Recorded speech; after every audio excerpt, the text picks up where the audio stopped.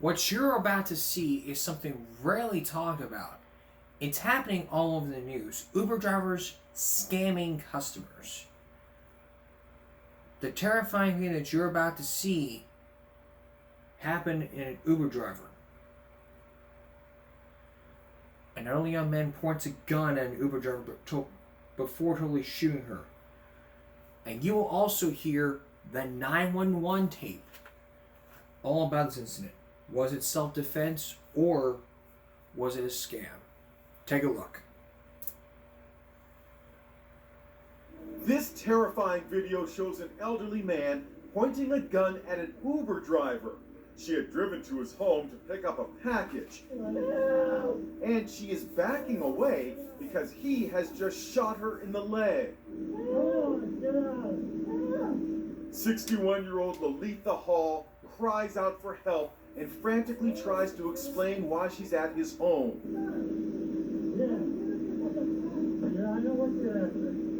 The deadly confrontation is caught on the Uber driver's dash cam and ends with the homeowner shooting her 2 more times. I need the sheriff and the ambulance real quick out here. There's been a shooting. I shot her in the leg first time, then I shot her in the shoulder.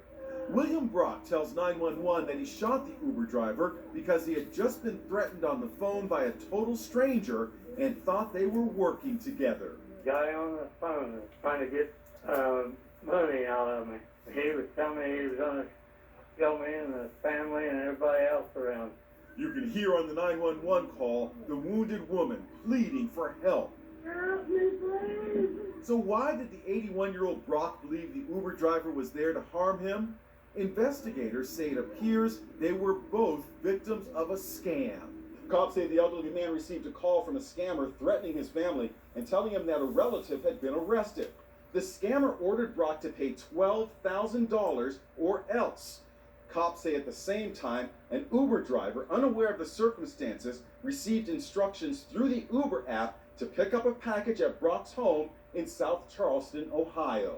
Investigators say they tracked the scammer's call to Canada, but believe it came from a burner phone number. Adam Ghana is an attorney who represents elderly victims of fraud. Elderly people are constantly getting defrauded in America today. You should be expecting to see more and more stories like this as the scams become more sophisticated. Brock has pleaded not guilty to murder. Uber says they have banned the scammer's account and are cooperating with the investigation. So pleading not guilty. So could it be self-defense? It probably could be. Could you be arrested for it? Probably not. But if you can prove it was self-defense, you're in your legal rights. Under Texas law, if your life was threatened, you had a legal right to use deadly force. Todd Groom's case, the driver was away, but he shot at that driver. So again, Texas law says that if your life was threatened, you had a legal right to use deadly force. And if you don't believe me, we're going to play a portion from Tom Jarrell. Because somebody like saying, I'm not going to believe this garbage, this, that, and the third.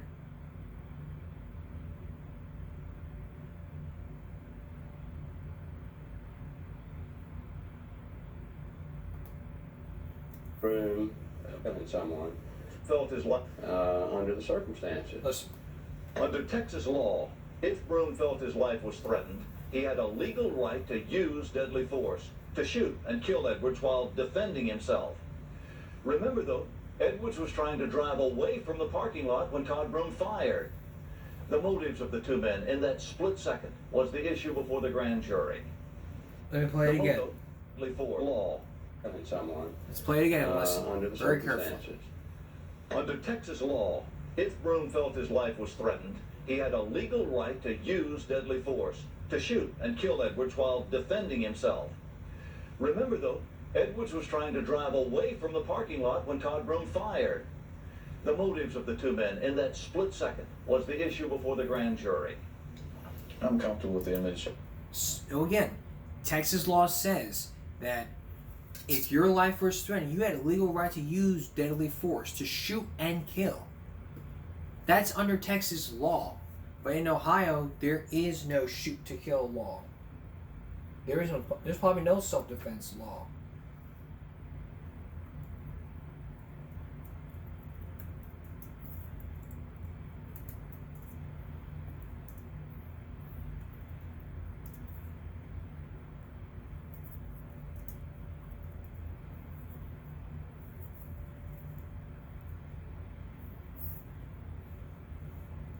I mean, self-defense gun laws.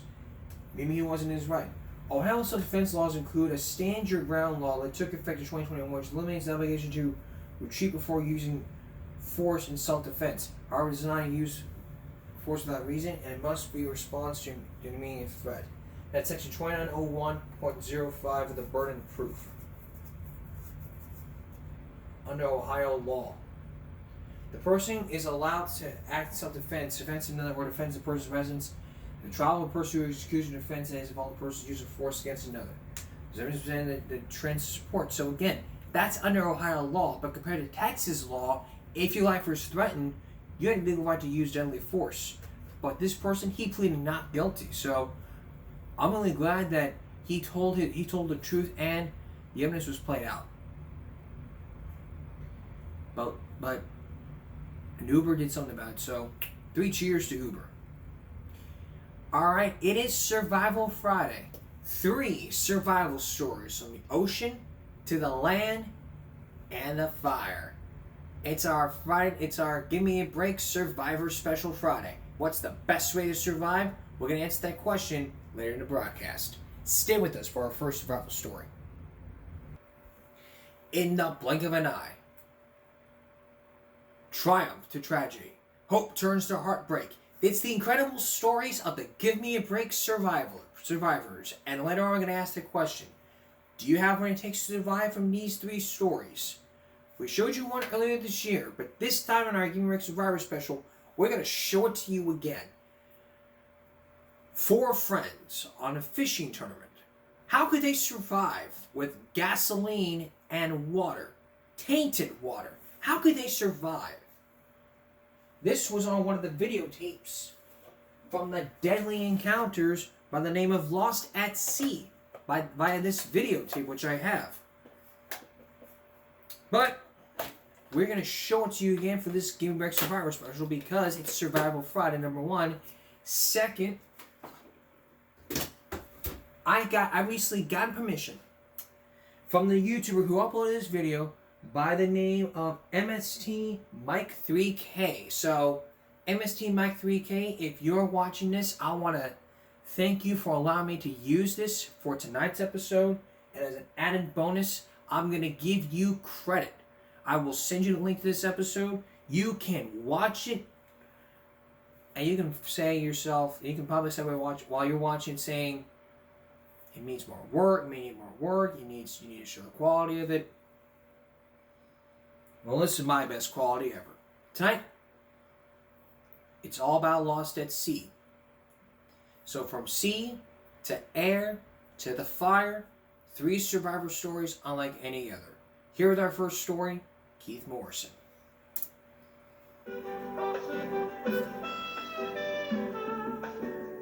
It was an incredible voyage that started from this tiny port, the Caribbean island of San Andres. What was supposed to be a one-day fishing trip would turn into a life-threatening waterborne nightmare. Sore spot. Yeah. These 4 young men, friends since childhood, cast off at daybreak to compete in a fishing tournament. It was a beautiful dawn, pregnant with the promise of calm seas and giant fish. The deck of their 22-foot outboard, like this one, was lined with extra gasoline to get way out where they thought the biggest fish would be and race back in time for a weigh-in at dusk. We were planning to go about 40 or 45 miles. It was not where everybody was going. It was Jack Seibel's boat, and he steered it through the treacherous wreck-strewn reefs around San Andres, a tiny Colombian possession about 125 miles off the coast of Nicaragua. We were about 15 to 20 miles out. I told my wife, yes, everything is great, we're doing fine, we will soon be out of cellular reach. So I called to say goodbye. 5 minutes after Jack called his wife, all hell literally broke loose. The boat was afire. I felt hot behind me. When you looked around and saw the fire, what did you think? We're screwed. We had about 80 gallons of gasoline on top of the deck. The stern was awash in burning gasoline. Container after container melted. Next thing I know, I was flying in the air towards the front of the boat. They attempted to douse the flame, first using their drinking water, next the 200 pounds of ice aboard, and finally water frantically scooped from the sea. It was a losing battle. Jose was yelling, "Get the cellular." And that's when I got burned, reaching for the cellular. Jack's arm was badly burned. The cellular could not be rescued.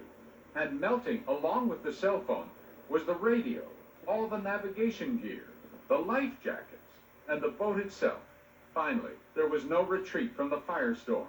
They abandoned ship. There wasn't any time to grab anything. We jumped just as we were. Without a boat, they would certainly die. So they frantically splashed water onto the sides and into what remained of the hull.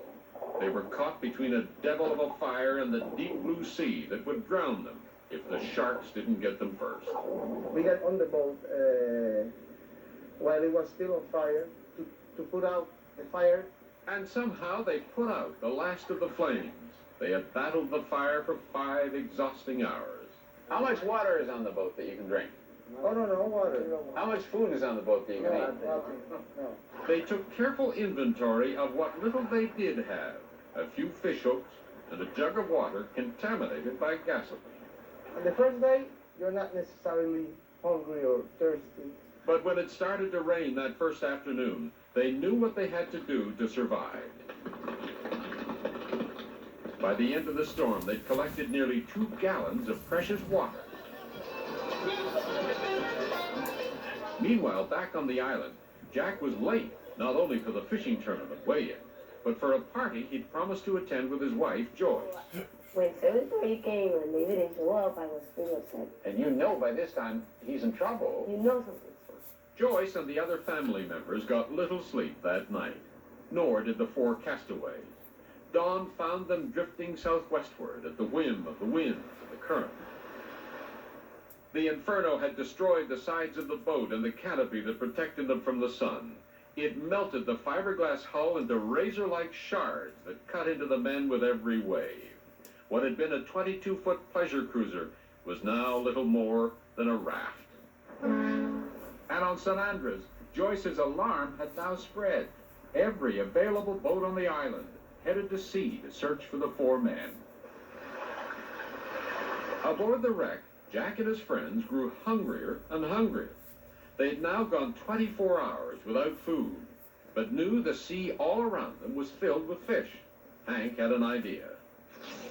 He tore some strips of cloth from a t-shirt and jigged it in front of a curious reef shark. 20 minutes later, he hauled it in. They dried it in the sun, and dinner was served. How did it taste? The food was like medicine. You had to eat it because it was good for you, not because it was tasty. Whatever happened, they now knew they wouldn't starve. But thirst was a more immediate enemy.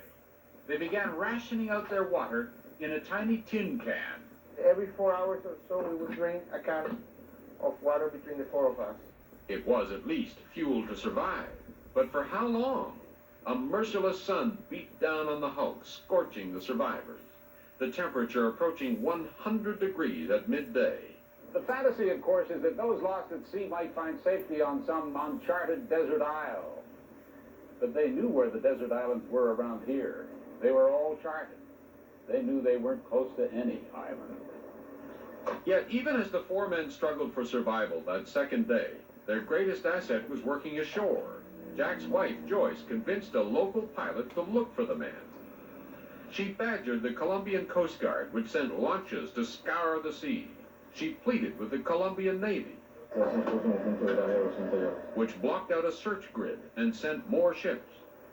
Incredibly, on that second day, the lone plane, scanning that endless expanse of ocean, spotted several men, bobbing on debris, miles and miles from nowhere. Amazingly, the searchers discovered a different group of fishermen. These men, also from San Andres, they were clinging to a fish freezer. They had been since their boat sank the day before. No one even knew they were missing, and no one was looking for them. This rescue gave Joyce and the other family members hope for their loved ones. But for the men adrift, the blistering misery of the day led to different torments at night. The nights were really long and cold, very uncomfortable, and Mom had to sleep in water. By the third day, the sun was taking its toll. They hid in the only shade they could improvise, a seat cushion that had not been burned. You could get underneath and not get the sun directly. The families of the men had chartered every available aircraft. Search conditions were ideal, but mile after mile, they saw nothing but seabirds and sharks. The families had one last hope. Jackson American, the Coast Guard, got involved, diverting this Falcon jet from a mission in Panama. We did 2 searches Wednesday, and the other crew that was at Howard Air Force Base did 2 other searches, and we all came back with negative results. By day 4, the Colombians and Americans had searched more than 10,000 miles of ocean. Hope was running low, ashore and at sea. The men had now been baking by day and freezing at night for nearly 96 hours. We were sleeping more and more during the day as our metabolism got slower. We got tired a lot more easily, even without doing anything. Time passed slowly. Late in the afternoon of that 4th day, they saw an island in the distance. They tried rowing with an improvised paddle, but it was too far. They were too weak. And with the sun that day, the foursome spirits also sank. Nobody was even talking after seeing the land and not being able to reach it. And there was no way to prepare themselves for the disaster about to befall them. So how would they survive with no water, that shark that they ate? And could the rescuers find the missing men? Keith Morrison has a conclusion to Lost at Sea when we come back. Stay with us. Returning to our story, there were 4 fishermen with food but no water. How could they get water? And what would the rescuers do when they rescued those 4 men? A harrowing tale of food but no water. Once again, here's Keith Morrison.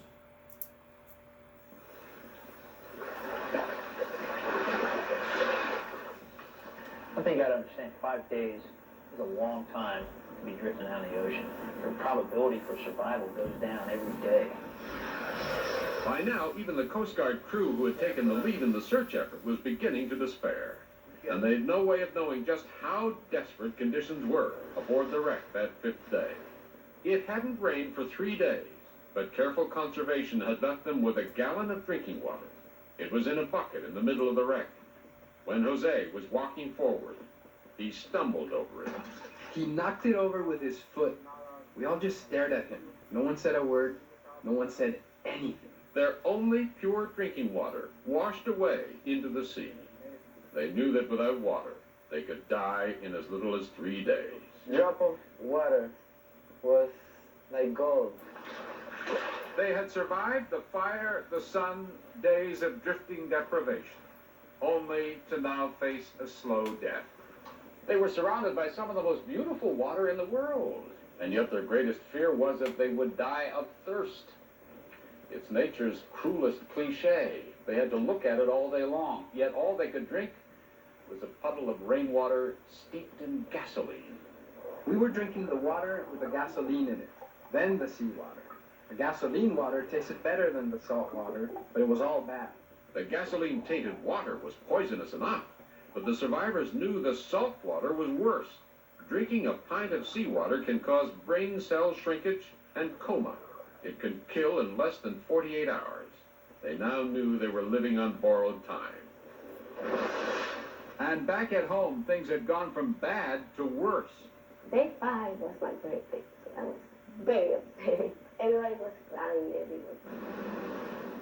5 days of searching across over 16,000 square miles of ocean had yielded nothing. It was as if they had been swallowed up by the sea. On the morning of the 6th day, the one remaining Coast Guard Falcon flew what was supposed to be its final flight. An official at the American Embassy had called Joyce. That morning, he also told me that if they didn't find anything that day, they were going to stop the search. And that final mission proved as fruitless as all the others. The crew flew to San Andres to refuel for their trip home to Panama. It was over. The family members were frantic. With Jack's wife in the lead, they met the crew at the airport and begged them not to give up the search. I was crying, but I had to believe that if they saw my face, maybe I would touch their heart. And she looked up at me and said, you know, I just want to let you know that you're looking for my husband. And about that same time, the gentleman on my right said, I want to just let you know you're also looking for my brother. And boy, it just really hit home. In addition to their pleas, the family members also had important new information about where their loved ones might be. The families were now convinced that it wasn't the current, but the prevailing wind that held the key to finding the boat. The pilots called their command center in Panama. I said, you know, we have some updated information. We have a gut feeling that it's down to the south. And they said, go for it. The Falcon took off for the southwest. The radar was working flawlessly. I was picking up schools of fish and other trash in the water. So I had to really watch and pay attention to make sure that we got a good solid target. Roger, our comms right now. In addition to radar, the crew used an infrared surveillance system. Yeah, well, 2 miles or so about there. 116 nautical miles southwest of San Andres, a promising radar blip. Could it be the fishermen? And could they still be alive after 144 hours adrift? As the Falcon swooped closer at more than 150 miles an hour, they turned on the infrared locator. This is what they saw in the crosshairs. All right, I got an object in the water. As they dived toward the water, the object in the crosshairs became clearer. I was looking at it through the infrared, and within a mile I could tell it was a boat. And within about a quarter of a mile I could tell that there was actually people in the boat. After 6 days lost at sea, they were found. But the mission was far from over. The Coast Guard crew was appalled by what they saw. Man, but that's a hellacious fire, though, in that boat. They engulfed that boat. And danger still faced the men. Far below on the wreck, Jose was the first to spot the jet. When I first saw it, they couldn't see it. Where is it? I told them there. When he came directly towards us, and he went over us, and he read U.S. Coast Guard, then we knew they were looking for us. But there was another threat. Even going 180, 200 miles an hour, you can see the sharks. 57, 137. Concerned that the Hulk would sink, throwing the fishermen to the sharks, the crew prepared to drop a life raft equipped with a radio. They showed us how they do it. 15 seconds standby. Roger, 15 seconds. Ready for delivery. The pilots targeted the wreck with the infrared guidance system. Stand by. Drop. The raft landed in the water about 100 yards from the wreck. As the Coast Guard crew watched helplessly from above, they feared the men might have survived their ordeal, only to end up at the mercy of the sharks. I saw the sharks and I saw the men that were in the boat. Are they going to jump out? Do they know that the sharks are there? Somebody said, let's all go and swim for it. And I said, I'm not going anywhere. They already found me. I don't, why risk it now? So, using the seat cushion that had survived the fire, they rowed toward the life raft. They pulled it onto the remains of the boat. Jack quickly got on the radio. We were real surprised on how good they sounded on the radio. On the life raft along with the radio were emergency rations. They proved a mixed blessing. And what was on board there? Candy. Candy? And water. And the water was very small container, 4 ounces. But newfound habits die hard. He took the water, he didn't want to give us the water. He said, we're not sure they're coming for us, so we have to save the water. So we ate the candy, and then we were sick from the candy. You can eat one candy after 6 days without eating anything. You eat the whole package. And while the survivors were eating themselves sick on the candy, the Coast Guard crew radioed San Andres with news that the 4 were still alive. The island's rescue coordinator called Joyce at home. My heart started going like 1,000 miles per hour. And far out at sea, the Falcon remained overhead as long as it could. The pilot banked the Falcon northward and headed for San Andres in an unbelievable reception. There was about 300 people that stood up and started screaming and cheering and crying and hugging us. It was like being the headliner at a rock concert. And so the Coast Guardsmen joined the celebration and the wait for the boat that would bring in the rescued fishermen. It was a vigil and party that lasted all night. Just before dawn, a rescue boat with the survivors aboard finally emerged from the darkness. We started screaming and the people started clapping and it was very exciting. It was the first out of the boat. But nothing could have prepared Joyce and the others for how their survivors looked. Their bodies black from oil and soot. They were exhausted, with thousands of fiberglass shards ground into their skin. Amazingly, all 4 survivors were out of the hospital in a matter of hours. Today, Jack Seibel has a new boat and newfound respect for the sea and his friends. We have something special between us, I think. We were friends before, and now we are friends with experience that holds us together.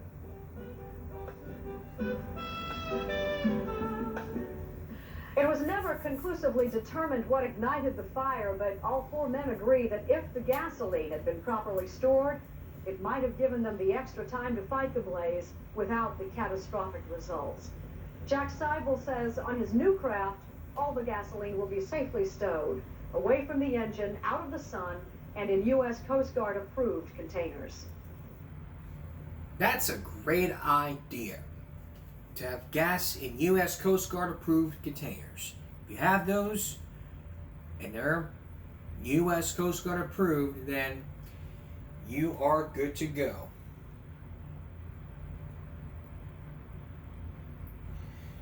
Alright, coming up next, a survivor story. The second survivor story. This family went through air, but it would take a survivor, it would take survival of the fittest to go through a terrible ordeal. Stay with us. Coming up next, they lived through a plane crash that killed more than 150, including her mother and brother. Before, we were 4. Now we are 2 people. Where do they find the strength to sustain themselves? And Keith Morrison is going to come back with a story about the survival fire. Stay with us. Heading home by a plane. Something new. You want to head home by a car, when you're walking, or by a plane. That's the case of the family you're about to meet. They were trying to head home by a plane, but when the plane crashed, the family had to go through triumph and tragedy to survive throughout the plane crash and try to get home. Here's Dennis Murphy.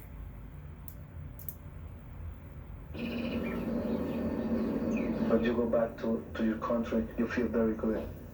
Especially in Christmas time. It's the time, the happiest season, in any part of the world. And when the pilot comes on the loudspeaker and says we'll be landing in Cali in 3 hours, people feel pretty good. Right. It was last December 20th. The Northeast had just gotten socked with its first big snowstorm of the season. It looked like the Dusan family reunion in Colombia would be delayed. So we called the airport, and they say, no, you have to come to the airport because the flight's going to go anyway. Planes left New Jersey late that day, so by the time they got to Miami for their connecting flight, the Dusans were on the run. The flight we can leave us, in Miami, so nobody wanted that. The Dusans were a family of 4. Gonzalo, who worked for a pharmaceutical company, Nancy, his wife of 16 years, their 13-year-old son, Gonzalo Jr., and daughter, 6-year-old Michelle, a budding ice skater. And as they hurried through the Miami airport, they were joined by Gonzalo's cousin's wife and her 2 children, also headed to Cali for the holidays. And when they found the gate, they were relieved to see the plane still there, delayed. American Airlines Flight 965. They were assigned seats in row 16 in the middle of the plane, a plane like this. Gonzalo Jr. by the window, Michelle in the middle, Gonzalo Sr. on the aisle, and Nancy in the aisle seat across. It seemed as though the worst of a horrible travel day was behind the Dusans. The twin-engine plane was a Boeing 757, a pilot's favorite, with navigation systems so smart it can virtually fly itself. So it sounds like a pretty normal flight. The captain's talking to you from the front. They're coming around with food and drinks. Yeah, we took everything. I remember that I asked him for one shot of whiskey, you know. It was the Dusans' first real vacation in 8 years. The next day, the family would travel to the mountain town of Buga. The church there is a religious shrine. Some Colombians think it is a miraculous place. The Dusan family reunion would start with a prayer. But they were still 30 minutes out of Cali. The captain came on, said they'd begun their descent, and wished everyone a very happy holiday and prosperous new year. 159 people on that plane had just 12 minutes left to live. My son was on the window side. I told him that we're going to start to see the lights of the valley. So it's very nice. So both the kids, of course, wanted to look out the window. Right. I was fighting with my brother because I wanted to sit in the window. And he had the window already, didn't he, Michelle? Mm-hmm. Yeah. He wanted to see out too. Mm-hmm. As the Dusan children peered out the window for the lights of their parents' homeland, the veteran pilots were doing the same thing, looking for lights. But they had become lost. The plane is descending into a 12,000-foot mountain range to the east. The pilot and co-pilot are flying blind, 13 miles off course, when they see something. "Come to the right now," says one. They pour on the power and lift the nose. The cockpit alarm is shrieking terrain. "Pull up, baby, pull up," the crew yells. "Up, up, up." The only thing I remember after that was a hard vibration inside the plane. The plane shook? Yeah, the side started to, to shake, a lot. So when that happens, the lights goes off. The lights in the plane went out? Yeah, inside the light goes off, and people start to cry, to cry. Then I don't remember anything more. Michelle, what do you remember? The lights went off and the people starts to scream. Screaming, right? Scream, and that plane was gonna land. The plane slammed into the mountain at 200 miles an hour.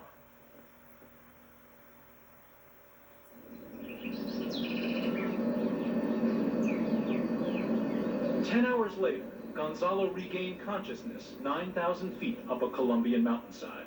I was thinking, what happened here? I was during the flight last night, and what happened?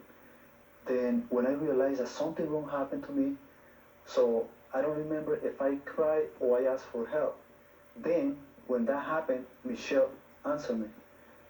She said, Papi, I want water with ice. Give me water with ice. You talked to Daddy. I want ice with water. What were you thinking when you asked Daddy for help? What do you remember? I was looking around me. And I didn't know where I was. Did you hurt? Yeah, I was moving. I was trying to move my legs, but it hurts my legs. Gonzalo started to struggle through the jungle and tangled pieces of the wreckage to get help for Michelle.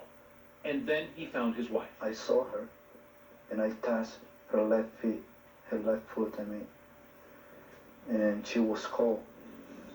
Gonzalo began looking for water for Michelle. His son was nowhere in sight. Stumbling in the dank rainforest of shattered trees and shards of aluminum, Gonzalo's back was ripped with pain. That's when he noticed the helicopter overhead. Waved at it frantically with a blue blanket, and the world learned that a crash high in the Andes with no likely survivors had sunk. It was just then he heard still another voice. I hear my son's voice when I was doing that. And then I looking around, I was looking around, but I don't see him. He was talking to me, asking for help. He said, Papi, I want your help. But I don't think that's the only thing I hear from him. Gonzalo went into shock as the search team lowered itself from the helicopter. The rescue was on. He asked them to check his wife. They can do anything for my wife. They told me to. They confirmed that your wife had died. Yes, they told me that. So I give thanks to God in that moment because I know that at least I have my son and my daughter alive. The rescuers found young Gonzalo still alive and evacuated him. He was hanging on the tree. He was with the seatbelt on, but he was with the head down. Gonzalo Dusan Jr., honor student, major league hopeful, with a thought to maybe becoming an architect, died shortly after arriving at the hospital. It's the hardest part for me, and I have to talk about my son, because I lost more than 50% of my happiness in this world. Gonzalo Sr. was in good enough shape that he could be helicoptered out later in the morning. Saving Michelle became a priority. This mountainside, the hole in the trees, is where the rescue workers found Michelle. She was pinned beneath her seat. Her right leg was broken, her left leg crushed. But she was conscious and still asking for ice water. The rescue workers were astonished. They looked down in the rubble and found the door of an overhead luggage bin. And using that as a makeshift stretcher, they put the little girl on top of it. And for the next 3 hours, they walked down the mountainside, stumbling through the jungle underbrush until they finally reached the waiting paramedics. Michelle was rushed to the hospital via the town nearest the crash site, Buga, the very place with the miraculous shrine where the Dusan family had planned to start its reunion with a prayer. Now they hurried there to thank God for their own miracle that 2 of their families survived, and to begin grieving for Nancy, Gonzalo Jr., and the 3 other family members who perished. Gonzalo, how did you manage to tell Michelle about her mother and her brother? Okay, I tried to explain to her that they are happy right now with God. That's Michelle. She's Michelle. This is Michelle going to the hospital. Yeah. We talked to Gonzalo and Michelle at his brother's home in Cali, where they've been recovering from their injuries. During the interview, there was a remarkable moment. Gonzalo had never asked Michelle what she endured on that mountain to spare her the pain of thinking about it. But as the little girl talked, Gonzalo learned that his wife had survived the crash. Is Michelle saying that she spoke to her mother? That's what she said now, but she never told me that before. Is that the first you've learned that? This is the first time she told me that. Your wife, Nancy, survived? My wife told her that she loved her. And she wouldn't want to describe. So everyone was able to speak? Michelle, your mother was able to say goodbye to you? Mm-hmm. Michelle and her father go to physical therapy sessions every day. Gonzalo cracked 2 vertebrae in the accident, a spinal injury. He does strenuous head-to-toe exercises for an hour each day. This is my new life. I have to start from 0 right now. I don't want to do anything wrong anymore. Michelle was in the hospital for 3 months. Eso. Vamos arriba. Muy bien. The goal is to strengthen her legs and get her walking again. Something the doctors said she would never do after they first looked at her. No, derecha, vamos, Michelle. Michelle, are you going to ice skate again? Yes. When do you think you'll ice skate again? Can I walk? And she will walk, Gonzalo? Yes. That's what we think. I don't know how long, but we're going to recover from this tragedy. Gonzalo and Michelle were among only 4 people to survive the crash. A report issued last year by Colombia's Civil Aviation Authority blamed the crew for the accident, saying a series of mistakes as it approached Cali caused the plane to crash into the mountain. And that was one of the cause of that was part of the problem. To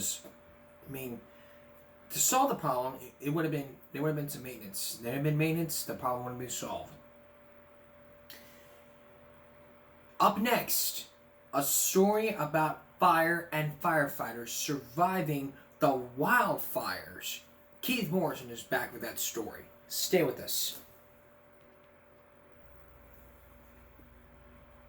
We're going to have California's going to be in firefighter season coming up, and with that happening, looking in front of that happened just years ago. It would take firefighters to just douse the flames while being untrapped by that raging fire. How could it be survived? Harrowing tales from the firefighters. Back with us again for this story, Keith Morrison.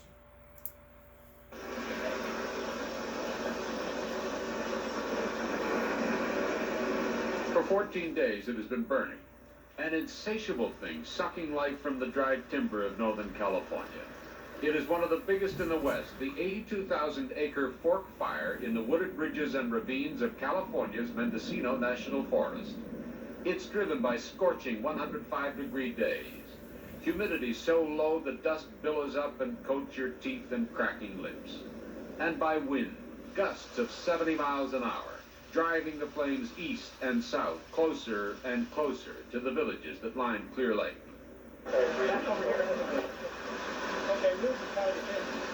Day after day, as the blaze spreads out of control, firefighters pour into the little community of Upper Lake from all over the country. Hundreds of engine companies, helicopters, air tankers, bulldozers, 4,000 strong. Yeah, there's 24 pieces of equipment coming down in a convoy. Among them, one will stand out, a firefighter named Chris Paulus. I want you to give the strike team leaders, if you haven't already, 3 strike forces from the Bay Area, skilled in fighting structure fires, are assigned to defend homes in a remote canyon right in the path of the fire, a place called Bartlett Springs. It's a place they'll never forget. Conditions, the way they were, it never even lost a beat. It just started rolling down the hill. These fire teams usually confront house fires in tamer suburban areas. But we're not used to wildland fires like this. Yeah, we're from the Bay Area. We get grasslands and very little brush or timber. Bartlett Springs is nothing like that. Here the modest wooden cottages are strung out along the creek for miles, hidden beneath the tangle of pines and oaks and manzanita, an ideal place for the fire to feed. We had to get fuel loads away from the houses, set up safety zones for ourselves, and hope for the best. Luckily, the man in charge down on the canyon floor has a lifetime of wildfire experience. That was probably the worst part of it, was not being able to see, not being able to breathe. Chris Paulus grew up battling the flames that blacken the California range in these hot, dry seasons. The son of a firefighter, Chris is drawn to the excitement, the danger, the service of firefighting. Down Valley 4, I need to know your location. Saving lives comes first, and this day he has 90 lives, firefighters and residents, in his hands. Defend yourself, defend your company, defend the civilians with you, and we'll talk to one another when it's all over. And one other thing, a precious bit of history, Bartlett Springs itself, a turn-of-the-century resort where the elite once braved steep, primitive roads to take the waters. An old lodge and an elaborate gazebo erected over the tile baths are all that remain. A gazebo with a wood-shaped roof. Its chances of burning were great, and what we're really worried about is the radiant heat from the fire going by the gazebo. Saturday, August 17th. The firefighters are in place all day. They go over their plan.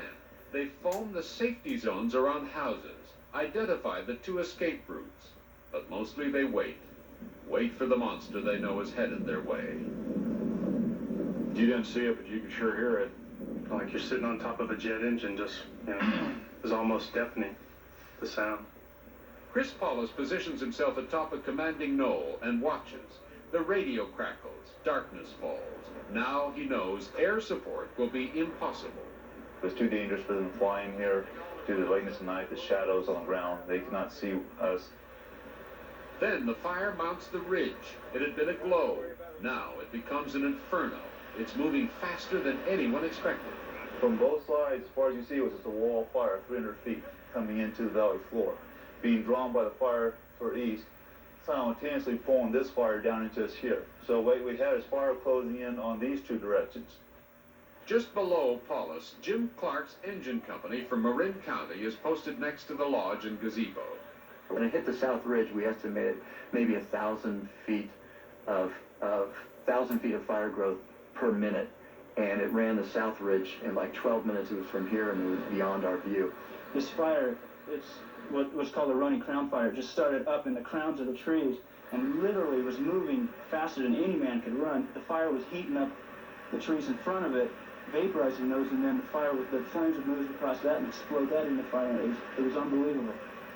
You can't explain the feeling that you get when you see those, and especially knowing that it's coming down on you. Suddenly, from his vantage point on the knoll, Chris Paulus sees there is no way out. There's no way of anticipating losing our escape route 4 miles toward east and 4 miles toward west and then being surrounded by a wall of fire. In my 17 years of experience, I've never seen anything like that. I don't ever care to see anything like that again. I never saw so much fire converge at one point ever. A mile or so up Bartlett Flat from the gazebo, 17 residents are huddled at the home of Alice Abruzzini. Her son-in-law, Marlon Flannery, is helping the firefighters pump water from the creek when the fire roars down the hillside toward their doorstep. David Bazayoff from the Pinole City Strike Force knows what he has to do. Well, what we did with the citizens is place them inside the house, phone the house. My concerns were panic, and they stayed together. Outside the house, the firestorm rages. Those inside cannot see the devastation that's about to overtake the fire crews. Back on this point here, the first time in my life I've ever seen a gas fault. That wind changed, just like that, 180 degrees. That's where the fire was so intense that it couldn't burn, so the fuel vapors just came up and made it basically a gas explosion. Marlon Flannery does not panic, but fights a growing despair. I thought at one point, after about 45 minutes here of fire everywhere, that we were going to die. In fact, I quit what I was doing and went inside to be with my wife until our things don't look good. I think we're all going down here. 16 other people were inside, and it was so smoky that they had towels, wet towels over their face to keep the smoke from taking them down. Faster, faster! About 2 miles back up Bartlett Flat, 16-year-old Amy Ford is hauling fuel for her dad's bulldozer. We're in definite trouble. Definite trouble. When the firestorm hits, she grabs her video camera and rolls. Cinders would fly out of trees and start little grass fires, and had to throw the camera down and run around with a shovel once in a while. Oh, I gotta get out. The images she captures are etched in the memory of every firefighter there. We were the last ones to get hit, and hearing everybody else down the line getting hit first. It's here, it's here. And then the next guy's, oh, it's here now, it's here now. And then it kind of builds the suspense as it's coming at you. Driven by this explosive power, the fire consumes 40,000 acres in 6 hours. Everyone knows this is something that happens once in a lifetime. They might survive, and they might not. It's hot. The fireball is so intense, so huge, it's almost impossible to measure, releasing 100 times the energy of a single forest fire, an explosion in the realm of atomic. For about a minute in the middle, the furious wind, the sound, the heat are a vortex from hell. To avoid being drawn into hell, every person in that valley must look the devil in the eye and not blink. The only hope is to set a series of backfires to deny the raging front the fuel it needs. But they must be lit in a specific order to create a convective wind that will suck the oxygen upward and turn the force of flame back on itself. It's a precise and perilous choreography. Had one person thought about their safety first and struck a fusee or a drip torch and set fire to protect their place first, that would ruin the whole works. And to have the discipline to hold tight and wait for that order to come, that speaks of the quality of people I had. In less than 3 hours, the head of the firestorm passes. Usually time slows down those events, but this time it's just accelerated and compressed itself. It felt like 15 minutes. The whole process felt like 15 minutes. Okay, well, we sure thank you for everything. No one is hurt. No homes are lost. The Abruzzinis post their gratitude. The 100-year-old gazebo is saved. There's a good one right there, a clear one. Now the pictures are worth 1,000 words. Hey, look at that one. Cool. Not that it was cool. Nothing cool about it. All the guys were great. The guys that were out there, the firefighters from Contra Costa and Lake County, they were all great people. Great people. They knew their job and they did it. Before they head for home, the men from the 3 strike forces who saved Bartlett Springs get together to view Amy Ford's video. As the flames leap again on the tiny screen, they watch solemnly and try to recapture the feeling. It's not the same, they assure me. But when you look closely, you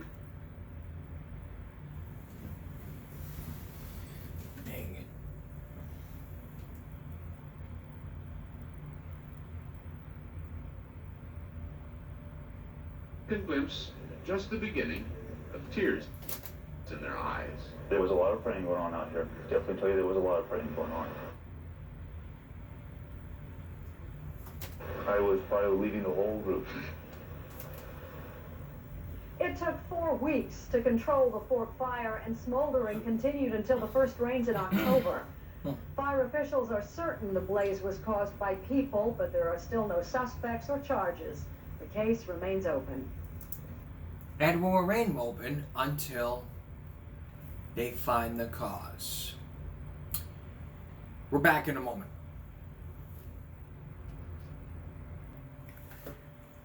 Here's a question for you.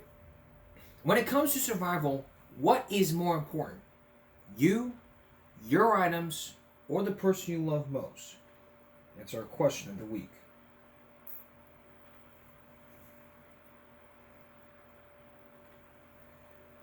Would it be luck, skill and stamina, or God's will?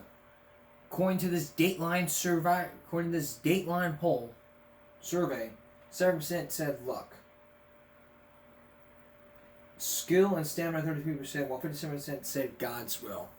The power of prayer would really help with God's will.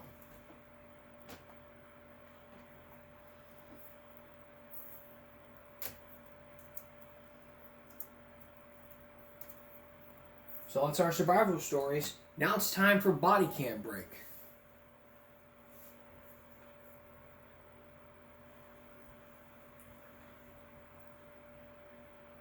Three months ago, back in September 2023, there was a person who was under arrest for DUI.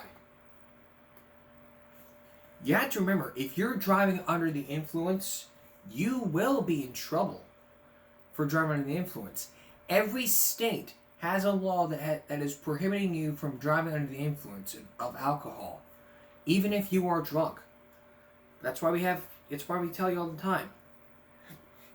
You need to call an Uber. You need to call your parents. Call a friend. Just don't drink and drive.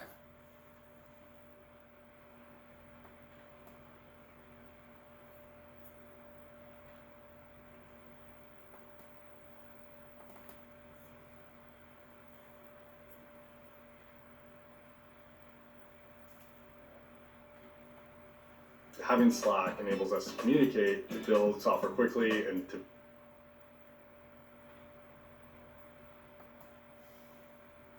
build the most optimized software possible. Hold on, of course, sound will take a second. Hello. My name's Officer Westman. Stop is being recorded. The reason you're being stopped was a few things. So, when you turned onto California Street, you didn't use your turn signal. Then you almost hit a curb. Then you made a left-hand turn here onto A Street. Again, not using your turn signal. Okay, I'm Were sorry. you just distracted by something? I'm sorry, I usually... Okay. We're here frequently, so Okay. sorry. I see you have blood coming down your hand. What's going on with that? Oh, that's a Are you okay? personal reason, yeah. Are you okay? I'm fine. Did you cut yourself? Yep. How long ago? I don't really think that's any of your business, I'm sorry. Alright, I'm just concerned. No, that's fine. No, I'm just here to... Okay, do you have your That's- driver's license with you? I do. Wait. I don't have my wallet with me, actually. Okay. I'm sorry. Do you have your registration and insurance for the car? Will that... One Direction! Hello? Yep.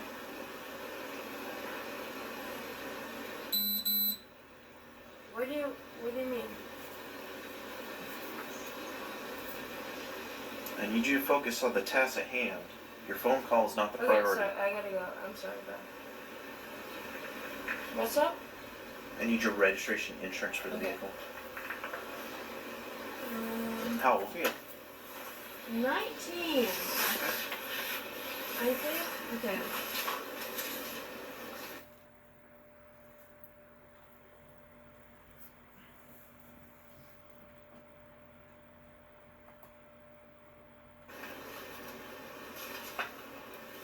I think this is my.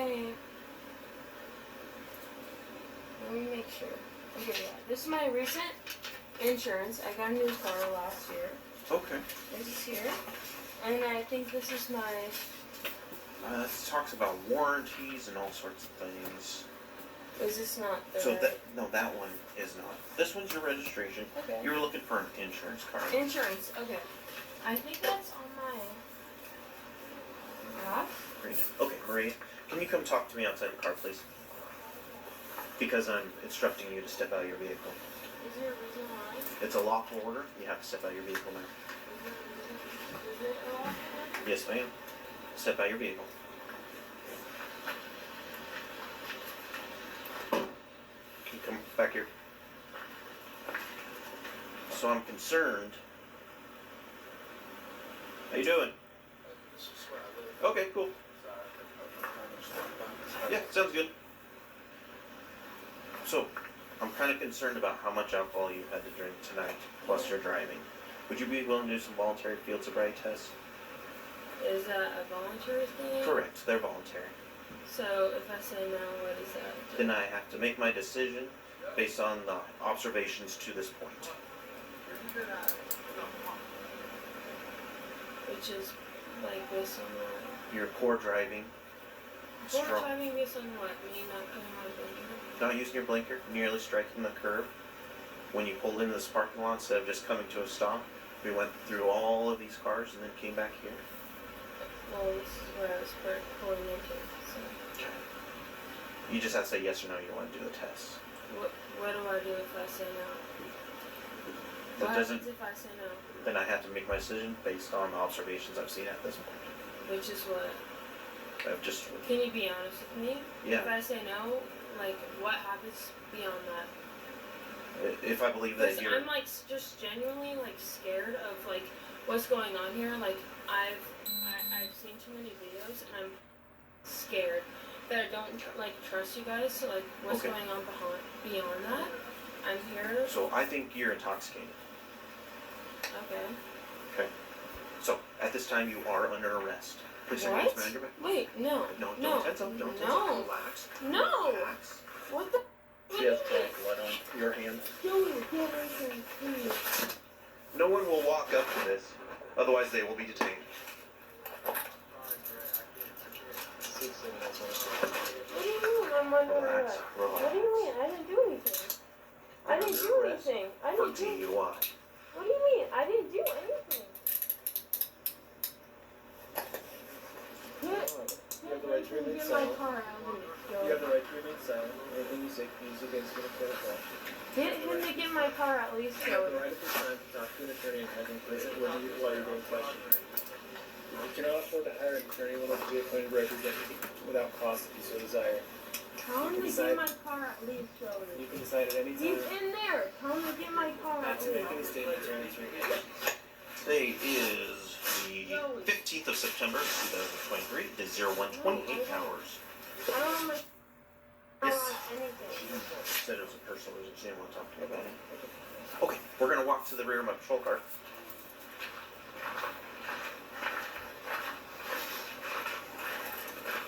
Do you have anything on you that can stick or stab me, like a pocket knife, needles, something of that sort? No. Okay. Do you have pockets on your skirt? No. Are these shorts? No. Okay. Can I at least have my phone? Relax, please. Please relax. Fighting this is not going to change anything. I need you to relax, okay? Not at the moment. I'll come talk to you in a second.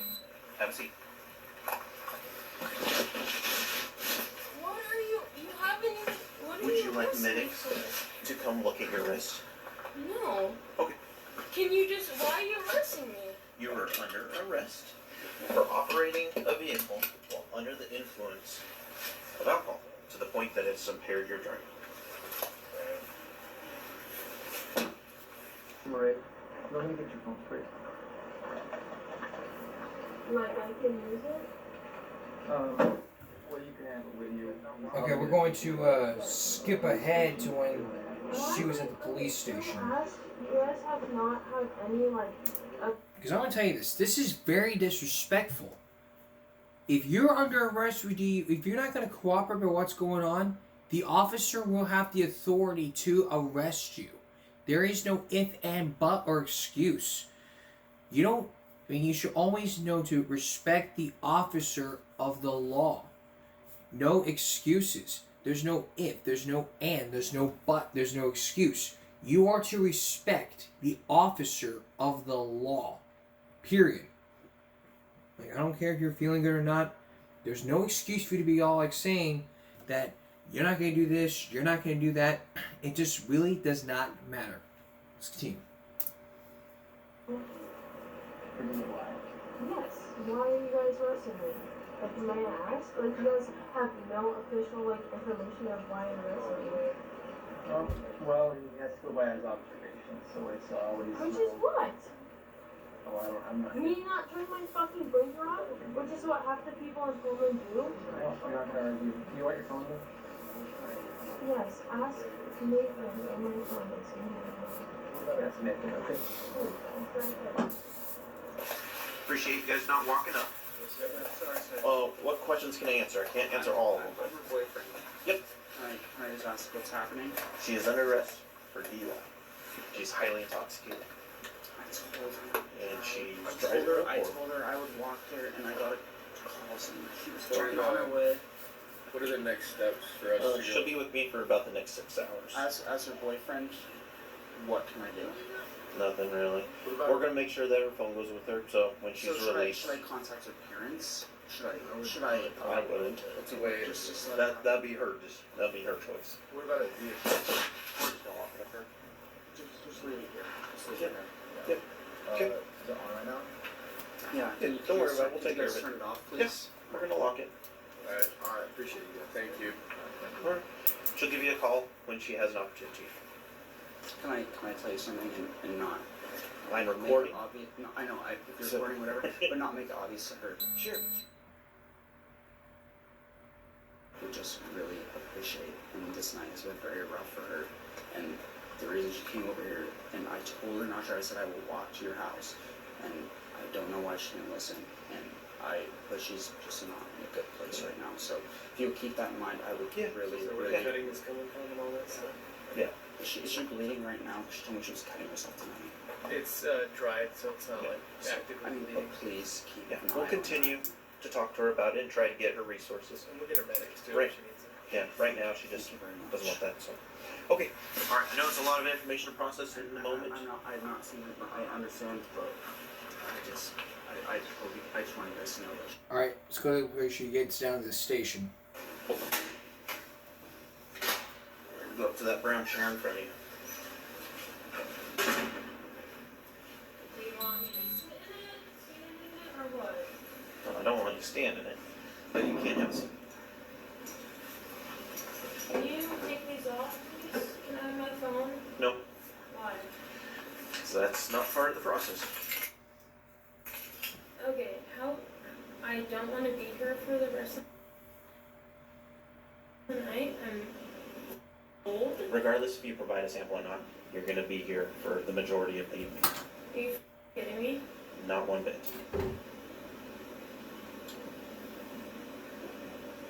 So whether you provide the sample or not does not change that fact. You're under the age of 21. You've consumed a fair amount of alcohol to the point that you're impaired. Based on my observations. Based on your observations, right? Okay. So, if I say no, then what? If I say yes, then what? If you say yes, then we do the 2 samples, just as I described in this document. If you say no, I mark it as a refusal, and I continue with the paperwork. Then, if you mark it as a refusal, then what? then it can be used in a criminal trial. Why don't I just read this document again? Because you have questions about exactly No, what I was heard said. what you said, but I want to hear like a. If I say yes, this. If I say no, that. Exactly what I just said. Right? Here we go. So, if you provide breath, we're going to do the machine. After that, you're going to go in that holding cell for up to 6 hours. If you know that you don't want to do the breath, you're going to go in that cell for up to 6 hours. Same result. The difference is what the Department of Licensing does with your driver's license. Which is what?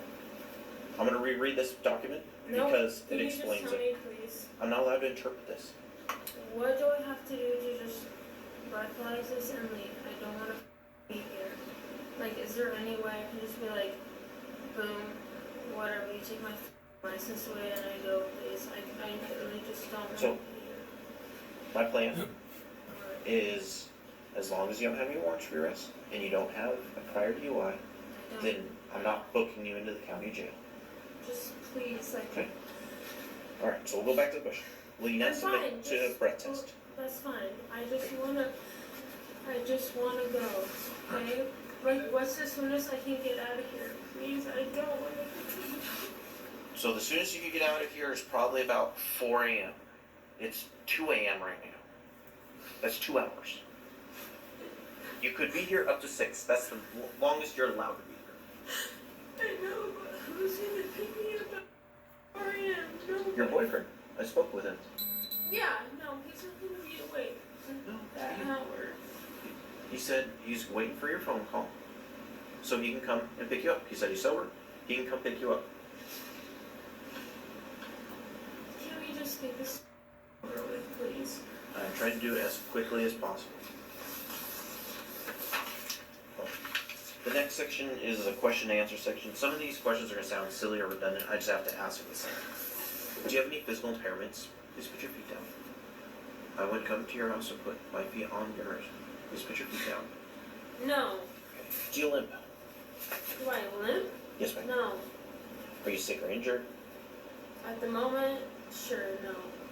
Sorry, that's No! 2 answers. Okay. Are you under the care of a doctor or dentist? What? Yes. Isn't everyone under the care of a dentist? I think they mean more like My you got a mom's a procedure like coming up or something. Nope. I don't know. My mom's a dentist. I don't know. I'm always under the care of a dentist. Are you diabetic or epileptic? No. Do you take insulin? No. Have you taken any medicines or drugs in the last 24 hours? Any prescription medications? Non-prescription medications? Those ones don't apply then. Have you had any cocaine? Nope. Any marijuana? No. Any other drugs? No. Do you have impaired vision? Nope.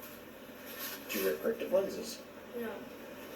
Were you wearing them at the time you were stopped? Obviously not. Obviously no. But I gotta ask questions. How many hours of sleep did you get last night? No. Do you count the hours of sleep? Yeah. Sleep you get per night? Do you? Yeah, I got about 7.5. I don't know. I probably fell asleep at like 1. I woke up at like 9:30. So I don't know, 8.5 hours, right? Okay, sure. Do you think? Were you driving the vehicle? No. That's odd. It was a ghost. It wasn't me, huh? Okay. Anything mechanically wrong with the vehicle? My tire pressure is off, they say. But Okay. Sure. All right. But yes, I was driving the vehicle. Sorry, I was making a joke. Of course I was. Okay. I appreciate that. Like, obviously. Have you been injured or involved in any collisions the last 24 hours? Have you had any alcohol to drink since being stopped, meaning me pulling you over? No. What do you mean? Meaning me pulling you. Me, since you've been handcuffed me, how slick do you think I am? Some people say Obviously yes. not. Some people say yes. Obviously not. Okay. Where were you going before I stopped you? You know, I don't. right there where you. Okay, skip all that because it's the breathalyzer. Time to do your sample. What I'm gonna have you do is you're gonna stand up. Can I just go home, please? Not at the moment. I know, but after this, please just. I will. Let me go home. I will do my best. Please listen to the instructions. I'm gonna put this into the breath nozzle. When I tell you, you're going to stand up, you're going to take a deep breath so your lungs can't hold any more air. Then you're going to blow steady through this tube until all the air is gone. Yeah, my It's gonna mom made me used to do it. maybe you do breathalyzers. Yep. No. It might be a little different. It's still thinking. You can sit if you want. Do it. It's going to take about 10 second sample. It's probably longer than you're accustomed to. Go ahead and take your deep breath in and blow out. Blow, blow, blow, blow, blow. Keep going, keep going, keep going, keep going. You're about halfway. Keep going, keep going, keep going, keep going, and stop. Okay. Have a seat. It's going to take for just a couple minutes. We'll do it one more time, and then I can take the handcuffs off. Can you please just like after just give me a ticket and let me go, please? I don't know what I mean. Have a seat. We're almost through this part. No, I know. I just really don't want to be here, please. I fully understand. You don't. You don't. Have you ever been here? In this position? No, you don't. I wouldn't be allowed to be a police officer. Exactly. You don't know what it feels like. So don't say you know, because you don't. No, I understand you don't want to be here, is what I'm saying. But to an extent, you don't understand. Because you've never been in this seat before with your hands behind your back. I just want to go home. And I don't care. Like, at this point, like, whatever happens, I just want to go home. There's no point in me here. Just drive me home, please.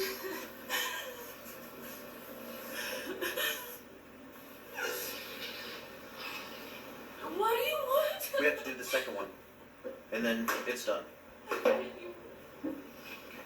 Take a deep breath in. I'm sorry. Take a deep breath in, please. Oh my God.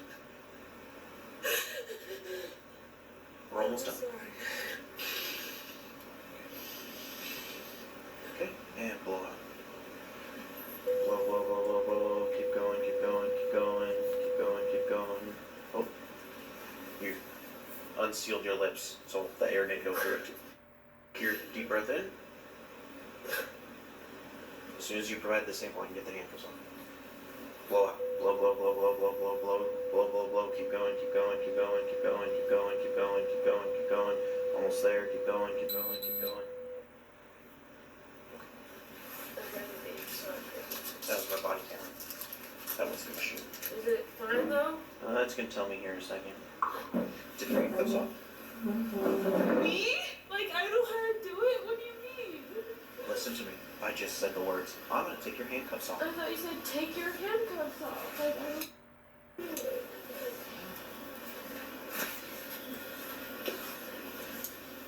Hold still, please. Hold still. If you twist it, I can't get them off. Go back how you were.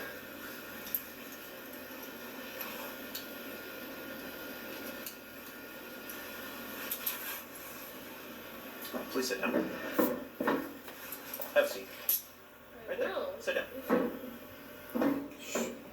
She's just I don't very. think you really understand the gravity of the situation right now. The way you're behaving is childish.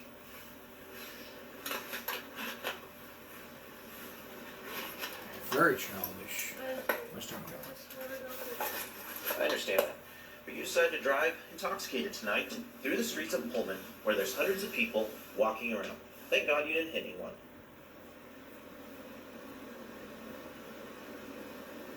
Your results sheets are going to print off in a minute. After that, we're going to review it together. After that, you're going to be placed in a cell where you will remain until you are released. Until when? Can't tell you when. It'll be within 6 hours. I will get you a blanket, and you'll stay there. I'll be back with you in a couple hours. Can I make a call or what? No. No? Be back with What you. is that about? I thought that was like, I can make It's a call. TV. It's if you're booked into jail. You don't want to be booked into jail. What? I can't make one call? No, it's a TV thing. This is a holding facility, it's not a jail. Okay, but what? I can't. Get in the cell. What? I can't make a call Nope. to anyone? Get in the cell. Do it now. For how long? Get in the cell. For how long? You can be up here for 6 hours. I don't know how many more times I can answer that question for you. You don't have any answer for me. 6 hours. Get in the cell. Yeah, I know.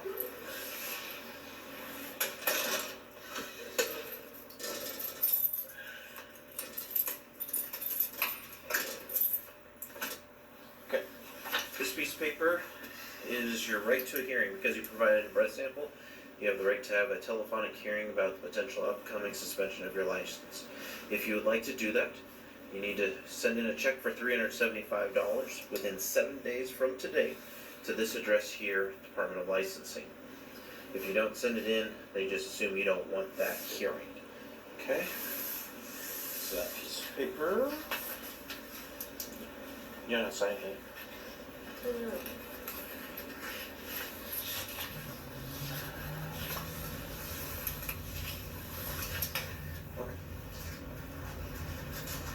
This piece of paper is talking about this.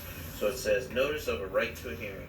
I have been given a written notice to my right to a hearing, including the steps required to obtain a hearing, and understand that the notice of suspension, revocation, or denial of license will be mailed to the address of record on file with the Department of Licensing. So I need your signature there that you're getting this piece of paper.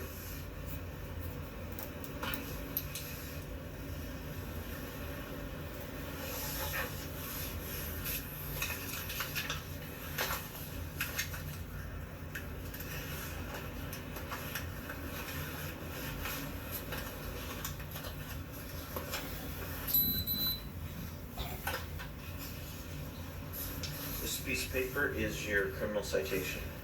So it has your information, your vehicle's information, and what you're being charged with, driving under the influence.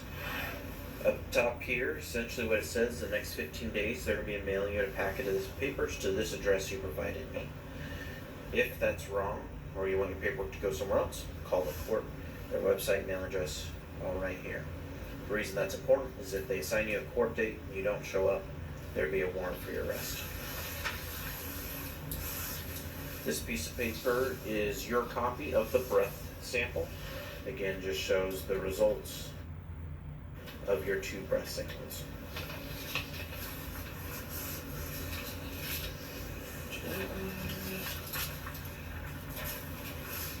This piece of paper is called your conditions of release. So when I release you here, this is what you have to follow. So anytime someone's arrested for DUI, they have to be in court the next court date. It's not your trial or anything, but it's an initial appearance. They'll tell you what you're being charged with. They'll give you information. You have to be there. If you don't show up, there's a warrant for your arrest. So it's today, the 15th, at 1 I have p.m. to be here today? Yep. Wait, what? That's not, I have class today. No, you have court today. What, what, here? So listen, today, 1 p.m., Colfax, Washington. That's fucking bullshit. I have class today, and I have important No, meetings it's today. not bullshit. You committed a crime. You need to be in court. Are you going to show up for court? If you say no, I book you into jail. Yeah, I'm gonna go to court. Excellent. That's the right choice. Your appearance at the above time and location is mandatory and it may not be waived. Your failure to personally appear for this hearing or failure to comply with the below conditions of release shall result in the immediate issuance of a bench warrant for your arrest. So when I let you go, until you see the judge, this is what you have to do. Pending this hearing, the court has ordered that you comply with the following conditions of release. 1, you should not possess or consume alcohol or unprescribed controlled substances. 2, you should not drive a motor vehicle without a valid license, while suspended or revoked and without required liability insurance or compliance with applicable responsibility laws. I promise to appear. I have received a copy of this notice and I understand the above conditions of release, and I promise to comply and appear as directed above. Okay? You understand where you have to be and what time? If you don't, then we'll just go to your class or your house and arrest you and then take you to jail. It would not be awesome. Yeah, I know.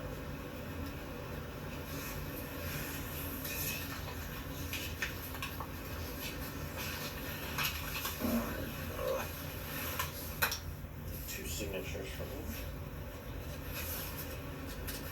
First one's your fingerprint card, goes off to the FBI. Second one is a disposition sheet used by the court to track the progress of your case. You can start putting your property back off.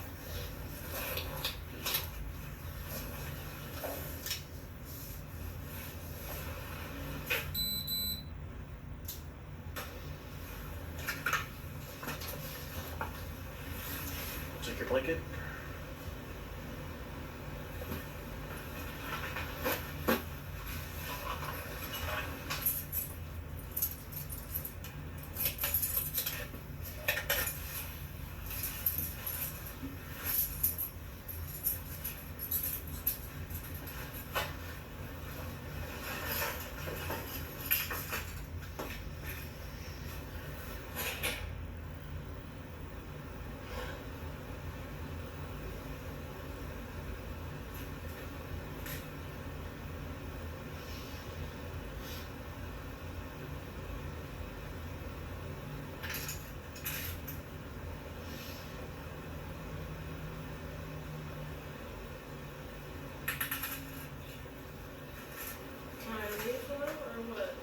Yeah, as soon as you grab all your stuff.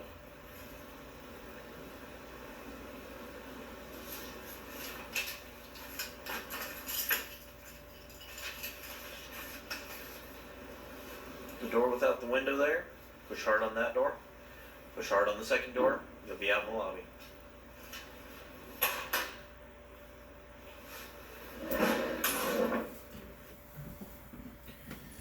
It was all about freaking disrespect. You're to respect the officers of the law.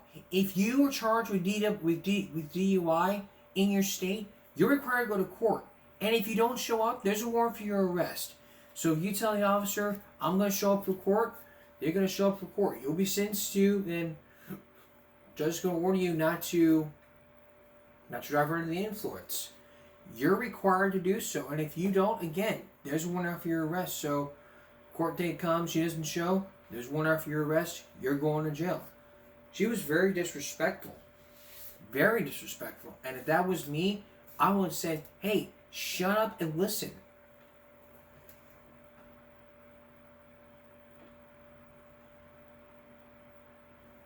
What can we do in these situations? In this situation, what happens here is this. Make sure it doesn't happen again. Judge is going to send you to, like, AA, AAA, or wherever. They're going to help you out here. Do all those things, and you'll be arrested for violating the court order. Again, to educate you, there's common sense that's got to be raised here. You don't drive under the influence. Or drive while intoxicated. It's not that simple. It's basic laws of the jungle and this land. The bottom line here is this. Get it together.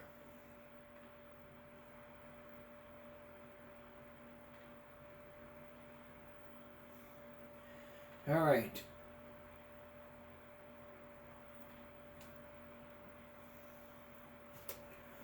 On our next body cam break, we're going to look at a woman who left her daughter in a car so that she can go partying. Where have we seen this before? You leave your daughter in a car so you can go out to party. No babysitter, no neighbor to watch. Just leave your daughter home alone and then go drink. This Florida mother left her daughter in a car so she could go drink beer with a friend. We're not going to have time for that, but we're going to have that for you coming up on tomorrow's Give Me a Break. That's all for this edition of Give Me a Break, Friday going to Saturday. We'll see you again for Give Me a Break Saturday night.